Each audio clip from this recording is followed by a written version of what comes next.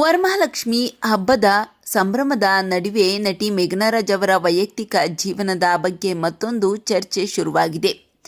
ಮೇಘನಾ ರಾಜ್ ಅವರ ಎರಡನೇ ಮದುವೆ ಬಗ್ಗೆ ಸೋಷಿಯಲ್ ಮೀಡಿಯಾದಲ್ಲಿ ಆಗಾಗ್ಗೆ ಸುದ್ದಿಗಳು ಹರಿದಾಡುತ್ತಲೇ ಇರುತ್ತವೆ. ಇದೀಗ ವರಮಹಾಲಕ್ಷ್ಮಿ ಹಬ್ಬದ ದಿನವೇ ಈ ವಿಚಾರ ಮತ್ತೊಮ್ಮೆ ಮುನ್ನೆಲೆಗೆ ಬಂದಿದ್ದು ಅಭಿಮಾನಿಗಳಲ್ಲಿ ಕುತೂಹಲ ಹೆಚ್ಚಾಗಿದೆ.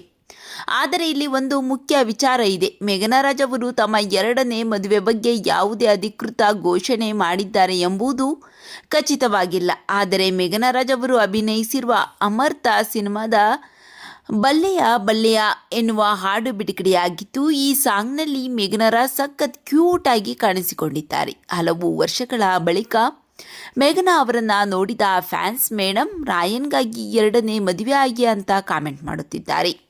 ಮೇಘನಾ ರಾಜ್ ಅವರು ತಮ್ಮ ಮಗ ರಾಯನ್ ರಾಸರ್ಜಾ ಜೊತೆಗಿನ ಸುಂದರ ಕ್ಷಣಗಳನ್ನು ಆಗಾಗ್ಗೆ ಅಭಿಮಾನಿಗಳೊಂದಿಗೆ ಹಂಚಿಕೊಳ್ಳುತ್ತಾರೆ. ಅವರ ಜೀವನದಲ್ಲಿ ಮುಂದೆ ಏನೇ ನಿರ್ಧಾರವಾಗಲಿ ಅದು ಅವರ ವೈಯಕ್ತಿಕ ಆಯ್ಕೆ ಎಂಬುದನ್ನು ಅಭಿಮಾನಿಗಳು ಗೌರವಿಸಬೇಕಾಗಿದೆ.